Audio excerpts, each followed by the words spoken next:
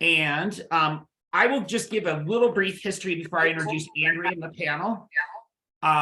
So here we go. So kind of a flow of the events tonight. What we're going to do is I'm going to share a little of the backstory, kind of the concept behind this meeting tonight. And then we're going to turn it over to Andrea to have a really lively discussion with the four panelists that we have this evening. So interesting facts. Again, according to the World Economic Forum, as of March 2023, the US labor market is stronger than it's been in more than 50 years. Think about that. 1969 was the last time that we met this same job market. Without the topic of inflation, there are many differing views, but let's talk about the challenges. So today there are more than 400,000 job seekers have really entered the labor force, which has helped the labor participation rate, which has been slow to recover since there's a lot of older people that are retiring early. However, those of us in our prime, those of us 25 to 54, we've jumped more than 83%, exceeding pre-pandemic levels as of today. Industries such as hospitality, construction, healthcare, retail, and professional and business services have seen an increase in openings, which gets us back to pre-pandemic levels. Other sectors have lost momentum, as we know, large tech companies and manufacturers.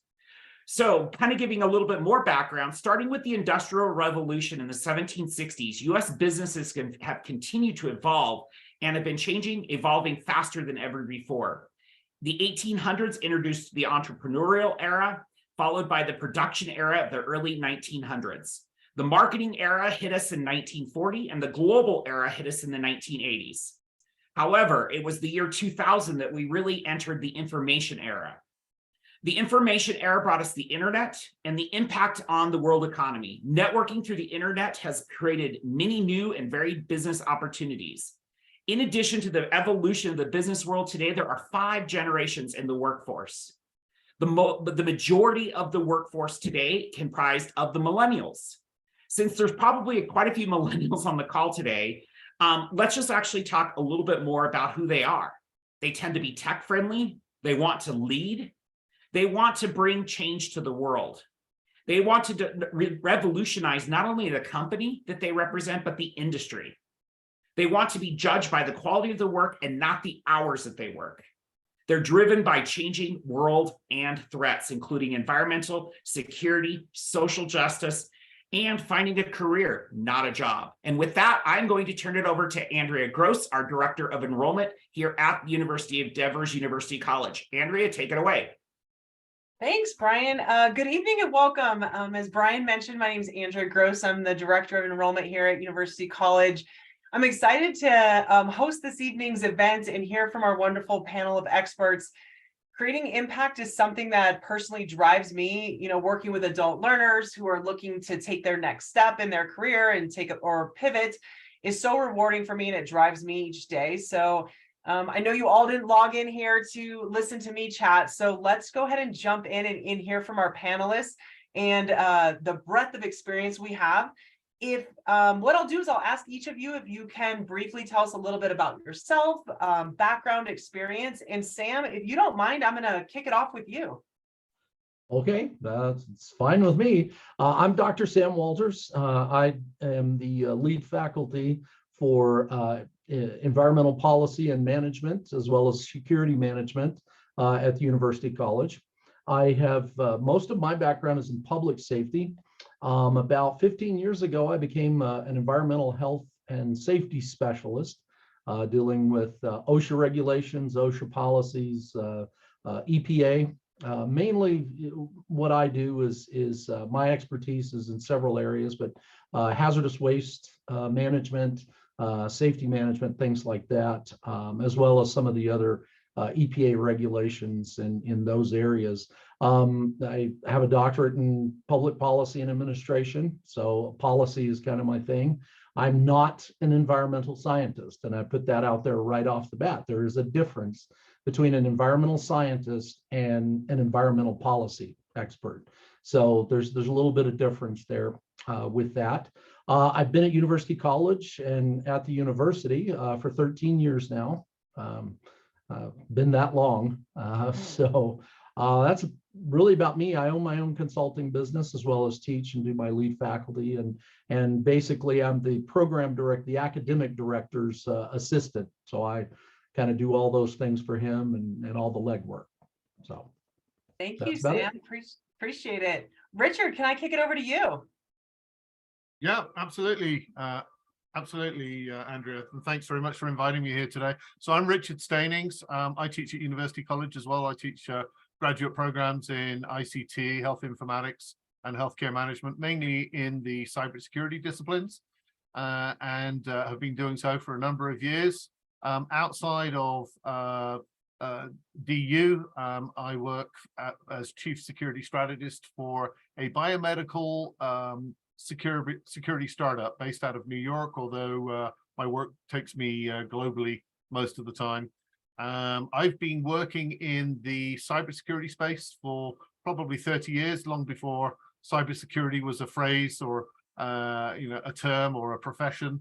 But there you go. Most of my expertise is really around cybersecurity strategy, cybersecurity policy, and a particular concentration on healthcare, where I've tended to focus most of my career. I'm a former CISO, former CIO, former CTO, and a couple of other jobs along the way as well. So I've worn the hats, got the t-shirts, and have the wounds to show for it. So thank you for inviting me.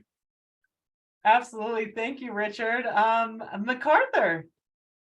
Greetings, everyone. Hi, Mac Antigua. Greetings from Milwaukee, Wisconsin. My sort of intersection with the school here is I recently taught this summer the nonprofit leadership 4010. So that's my first taste of being an adjunct professor. And so that's how I came into this system. But when I'm not doing that role, I'm the deputy director for community and network impact at the My Brother's Keeper Alliance at the Barack Obama Foundation.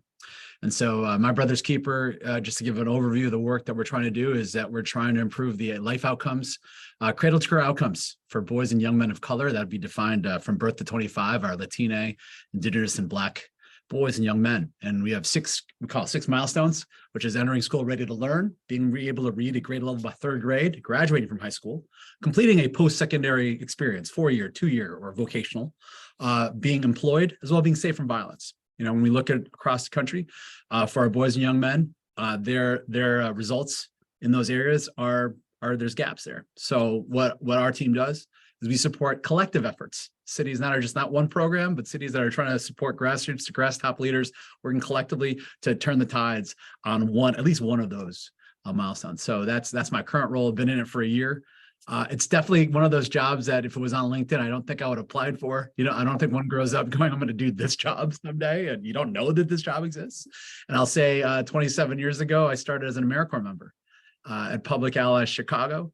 And it's a weird sort of full circle moment. My first job interview was Michelle Obama. She was the executive director of Public Allies Chicago, and I was trying to get an apprenticeship. I ended up apprenticing as a gang violence preventionist, violence preventionist. So it's a really cool path to be able to work at a scale that I'm working to support city efforts. But I started as a youth developer, and creating safe spaces for young people and trying to foster positive youth and adult partnerships. It's 27 years. Some things stay the same, and unfortunately, some things should be different and better. But we'll discuss that in a bit. That's me. Yeah, thank you, Mac. Appreciate it. All right. Finally, Ashley, let me kick it over to you. Andrea. Hi, everyone. I'm Ashley Weibel. I am the career advisor for all University College students. Work centrally in career professional development at University of Denver. So working individually with students on career topics, and also working to integrate career more deeply into the fabric of University of Denver. So nice to meet you all if we haven't met. Background in higher ed administration, got my master's degree over at Oregon State University, and there I was doing some fellowships advising work, so adjacent to career advising, but really focusing on supporting students as they apply to competitive national and international scholarships and fellowships, including Fulbright, Marshall, Truman, if any of those ring a bell to you all. And then before that, I worked abroad in Colombia at a private institution of higher education through a Fulbright grant. And so bring a little bit of a global perspective to both kind of the higher education world and the career world as well. And Colorado native, I'll end it there. Great, thank you. Well, let's see, we've got higher education, or we got education, environmental, cyber, social justice. I mean, clearly there's no threats or problems in any of those spaces. I know you all probably just, have nothing to do all day. Probably overwhelmed with those things, like where do we start? So thinking about that, maybe briefly share 2 or 3 challenges that are facing us today, kind of in these spaces. And Sam, maybe start back with you, circle back with you, maybe environmental threats that we're facing. Sure, thank you, Andrea. It's what are we not facing? It's kind of where we're at. I thought about this a lot when it was posed to me originally, and I really, when you look at environmental issues, the one that comes up that is the headline all the time is, of course, climate change that's going on. And in policy, we try to kind of step away from that sometimes and say, well, let's look at both sides of it. That the science is the science. Some of it, it's a matter of what you believe. But I really think climate change is our number one threat right now. On top of that, and you got to remember that when environmental issues come up, they're all connected, and that's the one thing that I try so hard to get across to students is don't put your blinders on and look into one specific area without understanding that everything else is connected. Overpopulation is an issue that we don't talk about very much. But as the environment changes, as the climate changes, and our population continues to grow, and it's unbelievable. Some studies are projecting up to 9.5 billion people in the next few years. Those are the kind of things that we have to look at. How much stress are we putting on our climate? We've got to feed ourselves. Can the earth sustain us? And if we continue, whether you believe it or not, carbon emissions, et cetera, add to the change. All I say is turn on the news at night. See what's going on. This week alone, we've got multiple storms running across the country that are more severe. And that's where my crossover into being an emergency manager, you look at it and say, they're connected. So again, resources are going to be something that are going to run short when the disasters continue to get more severe.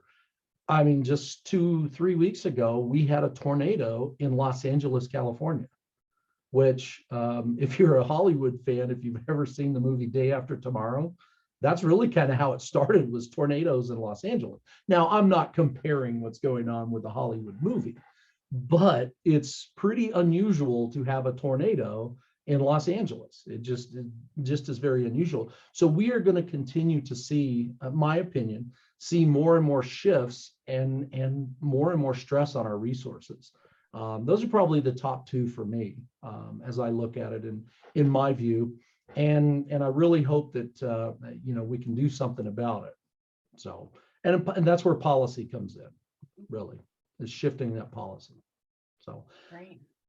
That's about it. I'll give it back to you, Andrea. Thank you, Sam.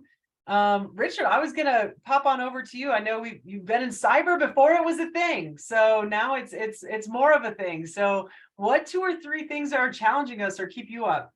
Well, I work in cyber, so I never sleep, right? So I think everyone on the call tonight is probably aware of the level of cyber concern, regardless of what industry you intend to work in. Cybersecurity is now encompassing every aspect of business and government and education, obviously, as we scramble to try and protect our digital assets at the same time that we're digitalizing, right? And I tend to focus on healthcare. That's my industry specialty, and obviously, if IT systems are down in a healthcare environment, and IoT systems like medical devices are down in a medical environment, that translates to patient safety risks and potential patient fatalities, right? If systems are not available, it's a critical infrastructure industry. So I think there are a lot of challenges and a lot of requirements, but I think generally, if we look at our level of security awareness as a society, and Americans are probably better educated than many other people around cybersecurity because it's always in the news. We have a long way to go, right? There's a lack of general awareness around the need for cyber hygiene. There's a general lack of policy around the prioritization of cybersecurity as part of the rollout of IT systems. And we are chronically understaffed. And this is a global concern. So, we've got a lot of foreign students on here. If they go back to their countries and of origin, there are roles for them in cybersecurity, I guarantee it. There are at least 500,000 openings for cybersecurity professionals. But the challenge is really getting your foot in the door, right? There's a catch-22 for people that want to enter the profession, because most of the jobs posted out there are looking for experience, certification, and qualification. And it's kind of a catch-22. You can't get experience without experience. These are the types of challenges that people are finding. So you have to be a little bit more creative getting your foot in the door in cybersecurity than you do in other industries. But it's certainly doable. And I think for the people with the right temperament, the right educational background, or the right experience, then this is a great opportunity. I've been working in this space for a very, very long time, and it gets me out of bed every morning. Sometimes with a startle as my phone goes off, but most of the time, hopefully not. Anyway, but it's a great place to work. Great, thank you. Yeah, and it always leaves something for you to do, right? I'm sure you're never bored. And Mac, I would go on the same thing there. You've got something thrown at you all the time as well.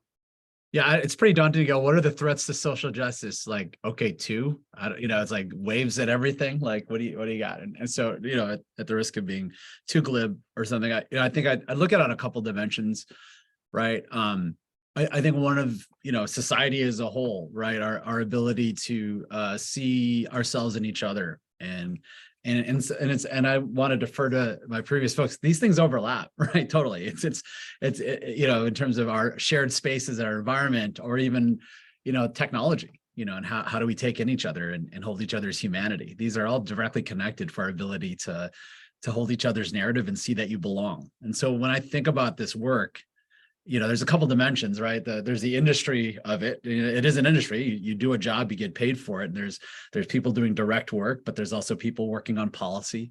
And the challenge is aligning the two, right? Because a lot of times I think folks tend to fund actions, like they want to see actions being funded, as opposed to the really not as romantic work and really, in the shadows kind of work, is actually moving policies that shift systems that help mitigate or reverse our current status quo.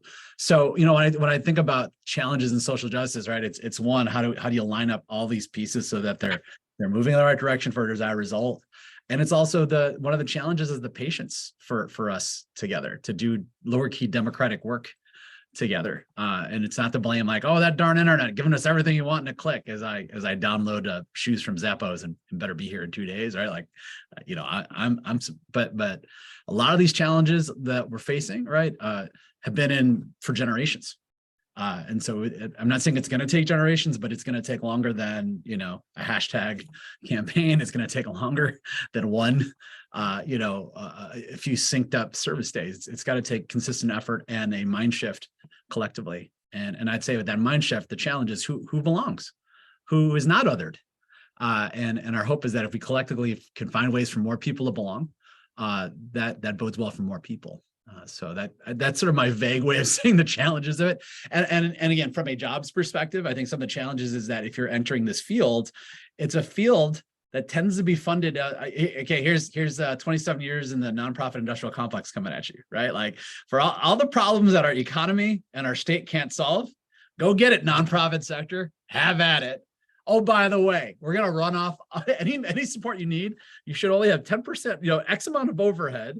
And we're going to make sure you have to prove it in increments, and you have to and so it's tough. It's a tough system to do business in. And it's really hard to find investors that have the long view and able to sustain it. There have been examples of it I could discuss later, but in the interim, there's some real challenges in even wanting to take on the work. And hopefully you're grounded in a values-based perspective and you can have folks that can sustain you in the work, because it is over the long haul. It's pretty tough to sustain yourself. So Thank you. Ashley, kicking over to you in that careers and jobs field, whether we're pivoting into, whether we're trying to break into one of these spaces or another space, what are some of the challenges that are facing individuals? Yeah, I think about this a lot. And the primary thing that comes to mind, and I'll make this a little bit more clear in a moment, but is the fact that the rate of change in the world itself is accelerating. Right. So what I mean by that is, let me give an example. So a few 100,000 years ago, in early human prehistory, growth was so slow that, it took, in order to double the capacity, well, let's not say double, let's say in order to sustain an additional 1 million people in the world, it took on the order of 1 million years for that human productive capacity to increase, right? After the agricultural revolution, that rate of growth had increased to where it would only take about 2 centuries to sustain that additional 1 million people, right? Today, following the industrial revolution, the world economy grows on average by that amount every 90 minutes, right? And if we go through an additional change in the order of magnitude of that rate of change, let's say with AI, whatever it is, that change could happen in minutes, or in maybe even all the order of seconds. I think right now there's estimates that that amount of change will happen, in 20 seconds, let's say, going forward with AI. And so the point that I'm getting at is we don't even know what 50% of the jobs will be 100 years from now, right? And so what students are having to deal with is think through, how can I talk about myself to employers in ways that show an ability to adapt, an ability to be flexible, an ability to survive in this world, which we're increasingly describing as VUCA, right? VUCA means volatile, uncertain, complex, and ambiguous, right? So as that rate of change is accelerating, students are needing to think more proactively around, what could my career be, especially if it's a job title that doesn't even exist today, right? Or especially if it's some of these soft skills like adaptability, flexibility, ability to communicate in uncertain environments. And so that's what I'm looking at, and especially working with students to think a little bit more creatively and broadly around, what is the issue that I want to solve, and not necessarily what is the job title that I want to have, because in many senses, again, those might not exist today. And so it's a conversation of getting students to think a little bit more broadly, creatively, and forward thinking around what that career could look like.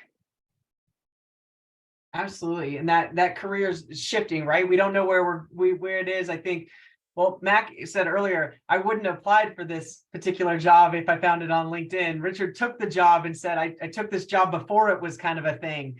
And so as we think about this, and I'll throw this out to any or all of you, the panelists, whoever wants to, is, so, what advice would you have for those who are interested in entering your specific field, or Ashley, in general that way? What advice would you have for someone who's trying to break in and wanting to enter that space? Where to begin? What are some ideas there? So I would reiterate Ashley's point about flexibility and adaptability, because, in the cybersecurity space where I focus, things change hour by hour, right? So technology platforms, technology tools that, I was reading about 5 years ago are now old hat, right? And as we enter the AI era, so, a lot of the technology solutions are changing, by the minute here. So I would say that's important. But most of all, I would say, take a job that you enjoy doing, that you love, that you have passion for. Because if you're doing a job that you hate, you're never gonna be flexible and adaptable enough in order to meet the demands of that changing role as your job role evolves, right? So that would be my advice. And I'll chime in with that. When you talk about the environmental field, the flexibility is one thing you have to absolutely have when you go in. You can be to use a term, be the biggest tree hugger in the world. but you're going to get frustrated if you come in with that kind of attitude that everything has to change right now. For example, I'll just use it as an example. Some students of mine have come in saying we've got to eliminate all oil and gas, petroleum products, et cetera, coal right now. Well, let's look at how that's connected to everything else. Economically, that's not feasible. It's just not feasible. And so in general, I play the devil's advocate a lot to say, well, okay, let's look at the other side. What if this or that? But the frustration level can get very high for folks who are switching over into environmental, whether it be science or policy, management, whether it be either of those things, the frustration level can be very, very high because it's not a perfect world. And you have to understand that there's a lot of people on the opposite side of your tree hugger that really are going to do what they're going to do. And policy has to dictate what's best all the way around. And so it can be a real frustrating battle for somebody who's brand new into the environmental field. In terms of, the field I'm in, like if you're working on behalf of like a nonprofit or you're working even, always be aware of how the books are balanced. Like be aware, one of the things I did a study when I worked in another organization, we had gotten, we had 10,000 alumni that went through Public Allies. And it was interesting to see that the rate of our white and Asian alumni were able to get to C-suite roles at the speed of 4 times for our Black and brown, alumni. And we were looking at sort of like, one level is like, I got to skill these folks up. Right. But when we like dug deeper, what you notice is to get to executive director level roles, a lot of boards are looking for people who understand who understands fundraising and understands how to do budgets and stuff. And so, one of those things, if I would have done it over, being a program guy who's amazing at developing program, executing program, being with young people is great. But it's like, if I'm not paying attention to like how grants come in, grant management happens and the nuances of that world, you're missing a lot. You're not positioning yourself to have to be in influential roles and be in decision-making areas. So I think in any field, right, but definitely for this field, really pay attention to how funding flows work in your specific subsector.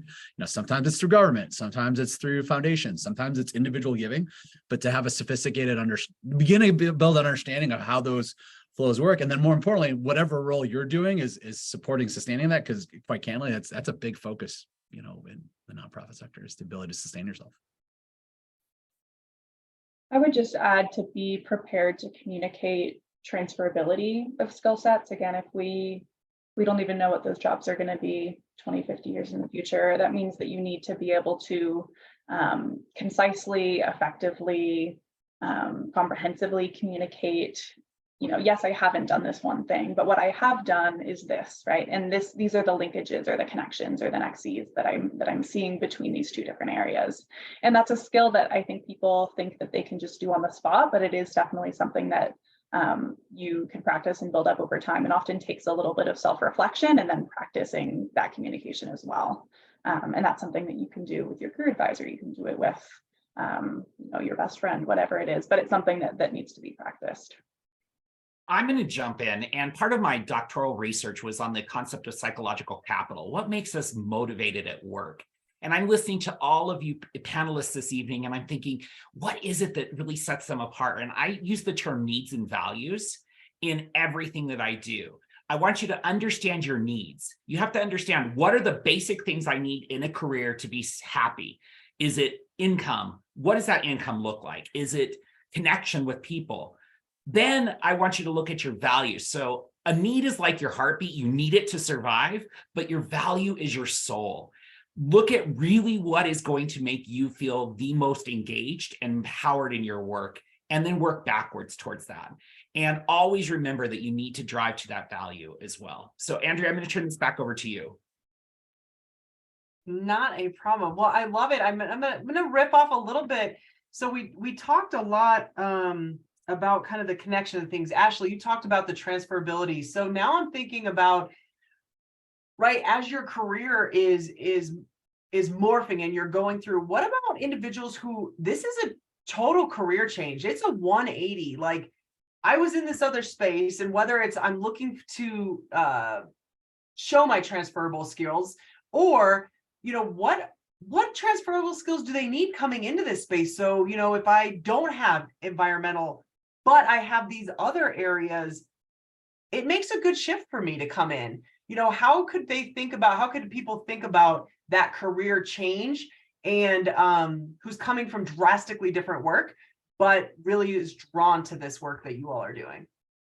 Yeah, no, it's a good question. And there's a lot of university college students in this position, right? And I wouldn't say it's a simple answer. There's not like a one size fits all or one step fix. But what I would say is that, it's a combination. One, understand what the transferable skills are, right? So maybe that's not the technical skills, but you can bring some things with you that will translate. Two, it's making connections. This is, the hugest piece of advice that I would make is, let's say that you're making a 180 pivot, right? Get to know some people in the field that you're transitioning into. Ask questions like, what advice would you have for someone looking to break into this field or this role? What gaps do you see when you're looking at my resume? What advice would you have for someone who's coming in with a little bit less of that maybe technical experience? And then the other piece is, I think a lot of people and students think that you need, a full-time professional role in order to demonstrate skill sets or expertise, but that's certainly not true. You can do it in an internship. You can do it through an independent project or an independent study in which you want to gain certain, let's say, cybersecurity skills, and you go about that on your own. And so sometimes, again, to the piece that Brian was speaking to, if you have passion or you feel that you have a value alignment with a certain area, go after it, make those connections, independently pursue projects that let you build up that experience, and then be able to fill in the gaps with some of those transferable skills. So it's certainly not an easy answer, but it can be effective. And I've worked with many students who have successfully made that pivot. Yeah, so what I'm hearing is it doesn't necessarily maybe sound like a 180. It sounds like maybe a 90-degree pivot, right? I've got other things that I've got to bring. I just have to figure out how to portray that and how to tie them together. And I think, Richard, Mac, and Sam have all talked about the connectedness of the threats and the challenges that we're facing, but also think about the connectedness of the work we've been doing prior to kind of that career pivot, maybe. I'm gonna kick over. Oh, Richard, I'm sorry, you unmuted. Did you want to jump on this one? Yeah, I was going to say that, at the senior levels of cybersecurity, those of us who've been in this space for a number of years, none of us got an undergraduate degree in cybersecurity and went on and, got some certifications and took a career in it, because those degrees didn't exist, right? When we were undergraduate students. Most of us came in tangentially into the industry. My undergrad was in government and public policy, for example, right?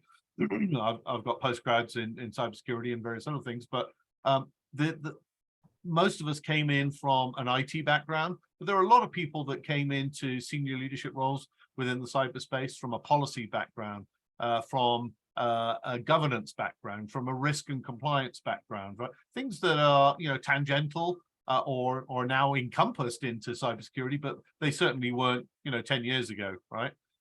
So I think that adaptability, that flexibility, and also looking continuously at your career, understanding what you're good at, what you're passionate about, and steering your resume, your curriculum vitae, whatever, towards that goal by building up experience to move to an area that you may be interested in. So cybersecurity 20 years ago was one homogenous profession. Now it's 20, 30, 40 different professions within an umbrella of skills, right? And we need lots of different people that bring lots of different skills in order to make it work. And I think it's the same in other industries as well, no matter what industry you go into. So I'm sorry, Richard. no, go ahead. I was just going to chime in with that on that. Same in the environmental field. There's so many different areas. It's not just you're going to do environment and that's it. I mean, there's water management, there's natural resource management, wildlife management. And for all of the other things that we do, we got to remember we got one planet. And so all of these resources have to be managed and dealt with as we interact with nature. I would never discourage anybody from switching over into environmental because they don't have a science background or a policy background. I have had, and just off the top of my head, I actually had an actor that was a student years ago, many years ago, that made the switch over into the environmental field. So yeah, your skills that you have, are amazing. I came from the fire service of all things. I spent my career as a firefighter and retired as a fire chief before going into the environmental health and safety field. And you bring those skills with you. You really do. And I do encourage folks. We get them all the time. Brian's always sending over somebody to say, hey, can you chat with this person? I'm like, sure, I love it. Yeah, I love chatting with them to say, you're on the right path if this is where your passion is. So yeah, I agree. I just wanted to add that in. I want to amplify that the notion of passion, and honing it and finding ways to do it. And I think at least in the social justice, like nonprofit sector, there's more than enough opportunities to build capacity of an organization. The challenge is that those that are there to welcome, it's hard to welcome that capacity being built because they're busy doing the things. And so it's like everybody, from my experience, not to cast a wide brush, it's like, God, I wish we had more people working here, but we don't mentally think of, I don't have enough time to onboard somebody. I don't have enough time to orient someone and manage them. And so I think the challenge is that how do you learn an organization that remains aligned, or again, learn a scope of work and figure out what you can add, what value add. And if you can add value, and obviously not everybody can work for free or work for less than, but if you can get that like first gig done in some way, then you get on people's radars, and then you learn more about the org, for example, and things like that. So I often offer that instead of like going to apply for a job outright, is like lots of orgs is again, if you've got good relationships with people, getting to know them through volunteering or through like going to their events and learning about what their needs are and figuring out what your skills are. One last story I'll share is one of my dearest friends. He went to film school at Vassar. He went to LA he wrote scripts. He got a script bought by HBO, but it got stuck in a vault because somebody else produced a similar script, so they couldn't even produce it. So he's like, I gotta do a gig. So he ended up temp writing for Jewish Family Services. This guy's Asian, but he works for Jewish Family Services for government relations because he's a great writer.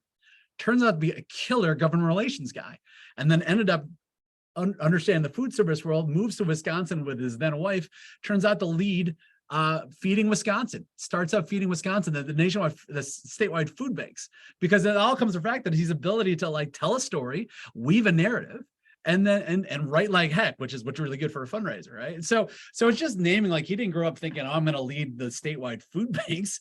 He just knows like he's really good at writing, really good at engaging people, inspiring them to see a mission bigger than themselves. And I think that could apply to y'all, right? Like, what are those things that you could apply to something?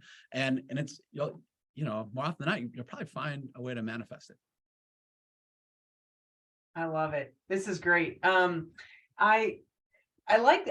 Really like this next question is, Ashley, I think talked earlier about being reflective and really thinking about where you are. And so if you were going to give your 25-year-old self advice, if you look back and you say, or someone like, what would you want to know before that it took you some time to figure out, whether it's through your connections, whether it's through things you read,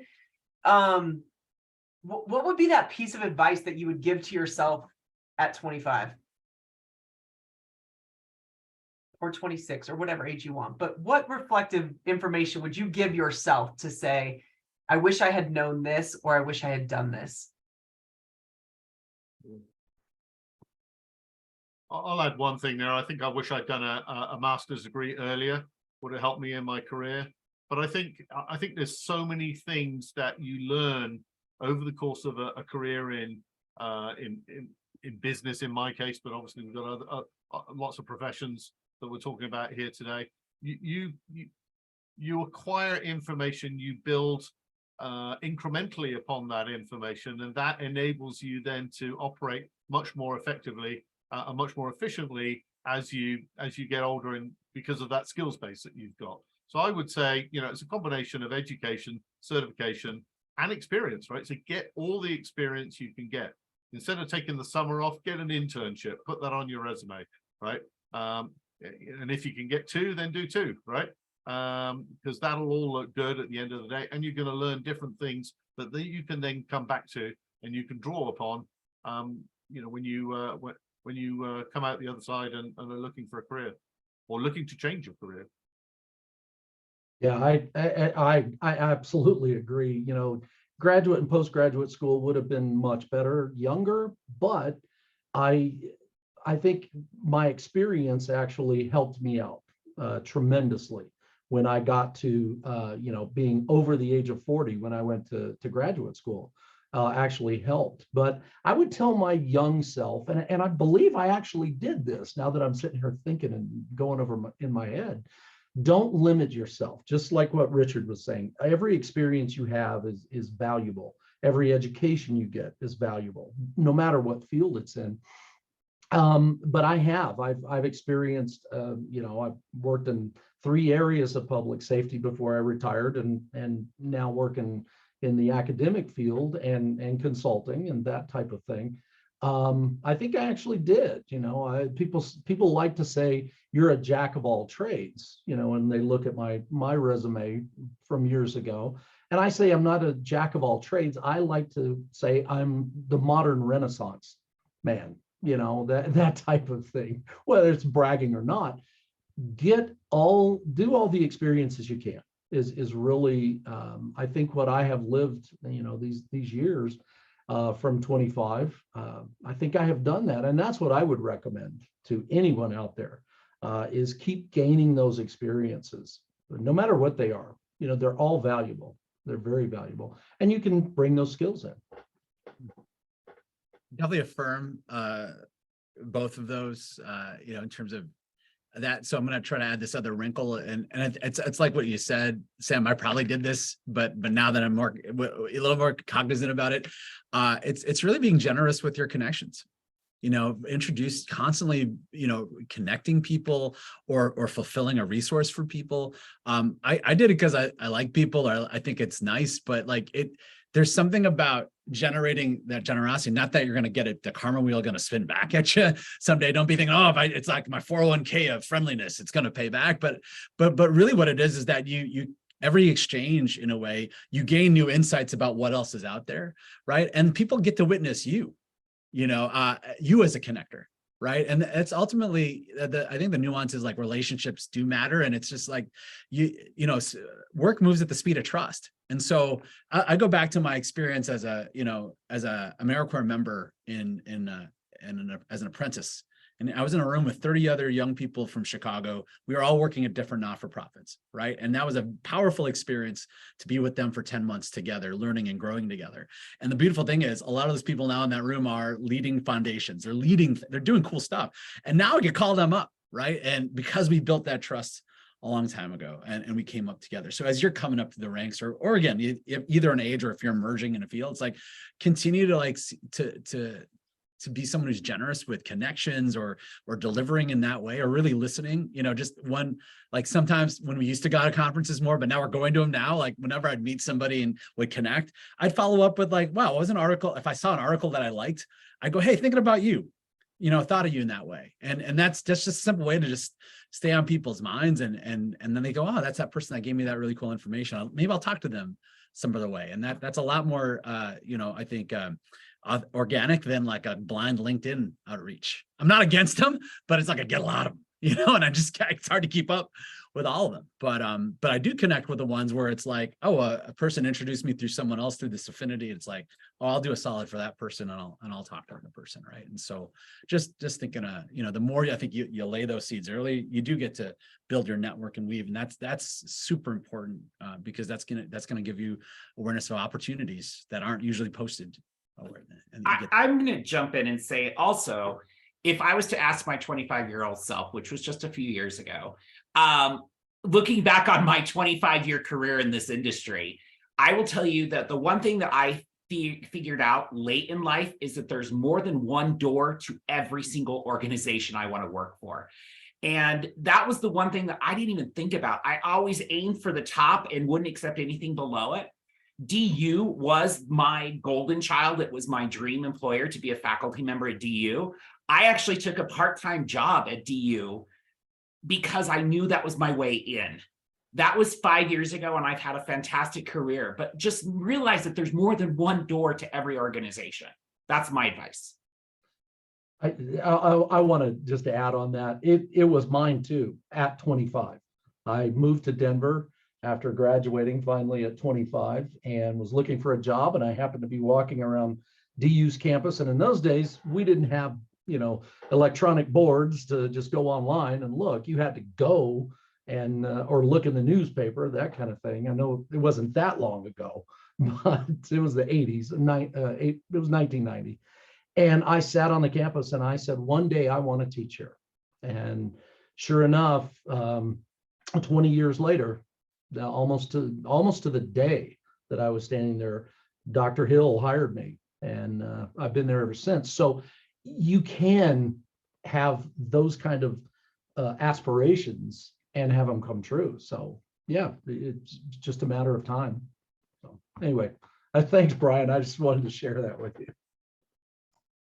I love it. Sometimes you end up exactly where you're supposed to be. I joke all the time that I fell into higher education. I just showed up one day and then now they can't get rid of me. So I'm just going to be here forever. We had actually a question in the chat. I'm going to actually move to this real quick before I jump on my next one. Is Kate indicated I'm an international student, and from what I see, doing a master's in the US is very common. Do you think it will still be valuable in the future? So I'm gonna make one statement here, and then I'm gonna turn it over to anyone who else wants to speak to it. Within the working adults within the US, only 13% have a master's. So I know it might seem like everyone does because that's your circle that you're hanging out with, right? You're in classes and working through that. And obviously I'm in higher education and I want more and more people, right? Education being part of the ability to move in your career, right? And it's a piece of the puzzle. So I personally, while I am in higher education, I will say that it will still likely be valuable, but only 13% actually have master's degrees of working professionals. So I should say that of working professionals have master's degrees. Thank you, Brian. Any other, I mean, I can throw this out. We've got Ashley here. We've got a few other of our professors, Richard, Mac. Anyone want to jump on that? Sure, I'll take a first stab at it if I may, Andrea. Yes. So I've lived in 33 countries throughout my working career. And I would say that an American master's degree is invaluable, right? It's your passport internationally wherever you go, right? If on the other hand, you went to some unaccredited university somewhere and spent a couple of years working on a master's program, that is not going to take you to every part of the world in the way that an American master's program would. The second point is that we have, because of the and the 13% is a lot higher, in the US than it is in many other countries around the world. Because of the concentration of graduate students in the United States, we have a lot more master's programs that allow students to specialize into different areas and different disciplines. And therefore, the opportunities here are that much greater. So, if you're here from overseas studying, take advantage of it.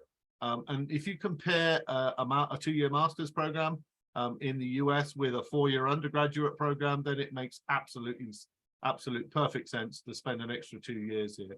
Most other countries in the world do a 3-year undergraduate program. It's a lot more intensive, but it's a different strategy.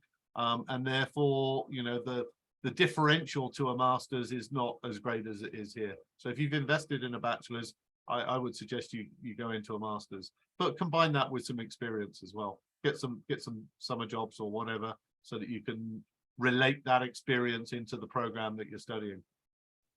I would just I absolutely. Oh, go ahead, Sam.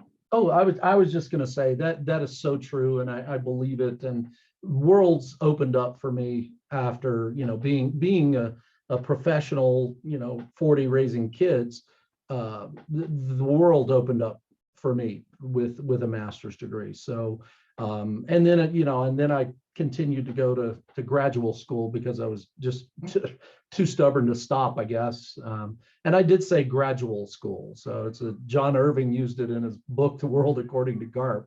The graduate schools where you go to school, you gradually figure out you're done, that type of thing. But it has been absolutely invaluable. And talking on Richard's point about international, my son right now is a graduate student at University College Dublin in Ireland, and it's his education is much different than what we have here. And I mean, it's still a good education. It's pretty intense, but no matter where you're at, but having a master's degree is very, very much invaluable.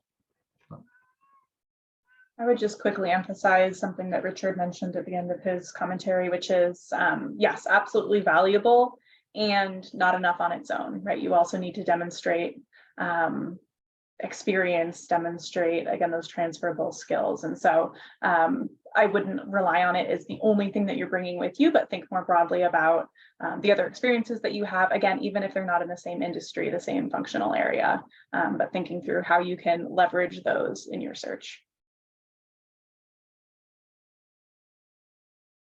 All right, I don't know how we ran out of time. I have so much more I want to know and hear from you all. So I'm gonna shift over.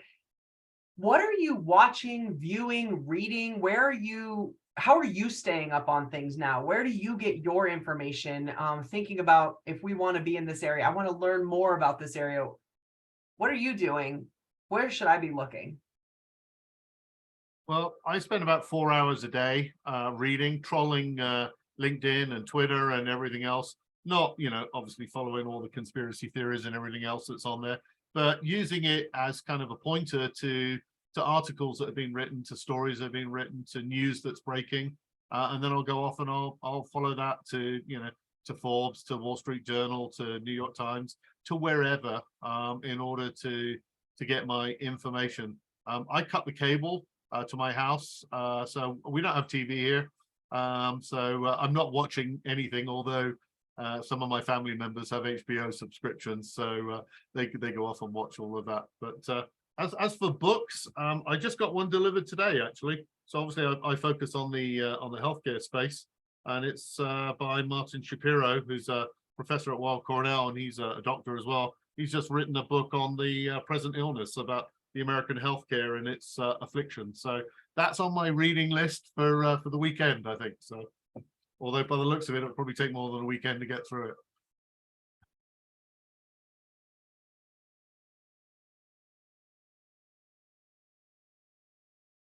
Yeah, a long time ago, like when I say a long time ago, like several years ago, I got one of these apps that like just pulls RSS feeds from like different, like Slate or different feeders, and then it just becomes one thing for me. And so, me and Creature of Habit, I've never changed it like since then. So I have to go like unpack where all these random websites that I'm pulling stuff from. And then I scan again Twitter and those platforms and Insta and whatnot, just to kind of put it all together. But I'd like to think, as someone who studied communications, I try to be pretty discerning. I try to ask myself a lot of questions, like, okay, why am I getting this, or what's the angle here, or what's that? I try to be pretty vigilant. With regards to the fields, I'll put a website. I was sharing a little bit about it earlier. I'm really fascinated by the work over at the Haas Institute, or at Berkeley, Othering and Belonging Institute. They're doing a lot of really fascinating work, just around this notion of what belonging means. John Powell's over there. I don't know if you're familiar with the notion of targeted universalism and elements, but this is some of the stuff that's really, I think, really informing the notion of how do you work for equitable results. And so I love being on their newsletter and getting the latest articles or latest stuff. And one of the other things I really appreciate about them is they also look at the role of arts and culture in work. Arts is not this side dish, like I'm going to go to this really cool thing, but rather that actually, when you think about how social movements or how mind shifts have shifted in our society, it's been through art, or culture has helped either bring it to the fore that was maybe latent, but been able to organize it in a message that we are all able to take in. And think about meme culture. So like that's to me, that's like arts and culture, right? Like of transferring visual images and all these. So I love that they take a proactive approach to the role of arts and culture in creating equitable societies. So I'll hype them up, put them in the link. I put their link in the chat. Yeah, I just want to build on that. You mentioned arts and culture and policy. That's what my son is studying right now, is arts and humanities and government policy. And of course, he's doing it from a European perspective in Ireland. And so much goes into that. And that's true in any field, in all fields, all policy. We need arts and humanities, definitely. As far as my sources, I look, when it comes to environmental policies existing, I look at the UN, I look at the EU as well. The EU, and I hate to say it this way, but this is my opinion, is the EU is way far and above what we are in the United States as far as environmental policies. And having experienced, I spent 5 weeks in Spain a few years back. I was a pilgrim on the Camino de Santiago, and I just was amazed at what the attention that was paid to the environment. And I know that's not perfect. There's no perfect solution to things, but those are where I usually go for environmental sources. I do watch the news once a day. I have my own news. I'm very careful about where I get news from.